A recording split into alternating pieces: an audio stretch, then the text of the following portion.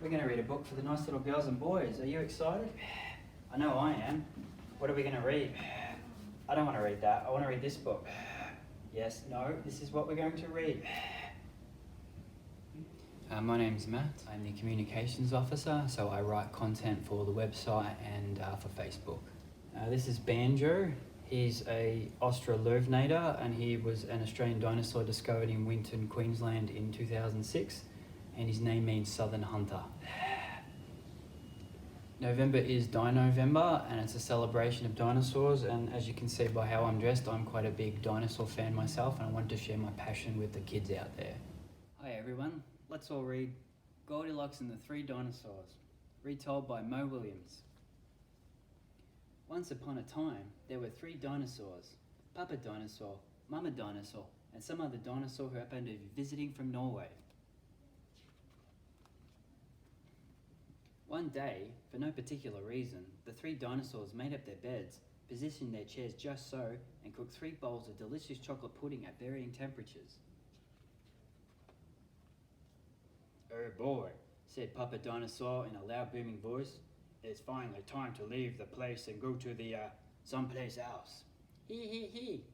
"Yes," continued Mama Dinosaur, "I hope no innocent succulent little children happens by our unlocked home while we are someplace else." Wah ha ha ha ha! Then the other dinosaur made a loud noise that sounded like a big evil laugh, but was probably just some polite Norwegian expression. The three dinosaurs went someplace else and definitely were not hiding in the woods waiting for an unexpected child to come by. Sure enough, 5 minutes later, a poorly supervised little girl named Goldilocks came trespassing by. Just then, the forest boomed with what could have been a dinosaur yelling, "Gotcha!" but I'm pretty sure it was just the wind. The loud noise was immediately followed by another loud noise that sounded kind of like, "Be patient, Papa Dinosaur, the trap is not yet sprung," but that could have been a rock falling or a squirrel. Either way, Goldilocks was not the type of little girl who listened to anyone or anything. For example, Goldilocks never listened to warnings about the dangers of barging into strange, enormous homes. So, as soon as Goldilocks came across a strange, enormous house, she barged right in. Inside, Goldilocks immediately smelled 3 bowls of delicious chocolate pudding. Said Goldilocks. "The chocolate pudding smells delicious. If only I could get all the way up on top of that counter." Then Goldilocks noticed a very tall ladder that just happened to be there and certainly wasn't left there on purpose. Goldilocks climbed up the ladder and found herself face to face with 3 bowls of gigantic pudding. The first bowl of chocolate pudding was too hot, but Goldilocks ate it anyway because, hey, it's chocolate pudding, right? The second bowl of chocolate pudding was too cold, but who cares about temperature when you've got a big bowl of chocolate pudding? Not her. The third bowl of chocolate pudding was just right, but Goldilocks was on such a roll now, she hardly noticed. Soon Goldilocks was stuffed like one of those delicious chocolate-filled little girl bonbons, which, by the way, are totally not the favourite thing of hungry dinosaurs in the whole world. Tired and groggy, Goldilocks noticed 3 chairs in the living room, so she climbed down the ladder and walked out of the kitchen. The first chair was too tall, the second chair was too tall, but the third chair was too tall. Goldilocks wasn't going to climb that high just to sit in some chair, so she trekked over to the bedroom.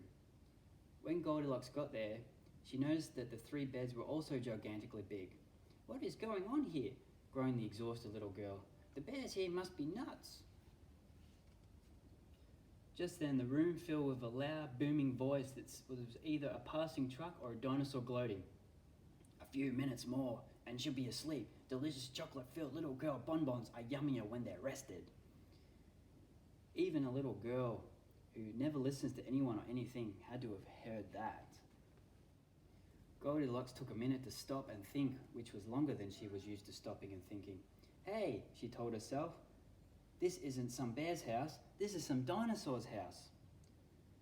So, say what you like about Goldilocks, but she was no one's fool.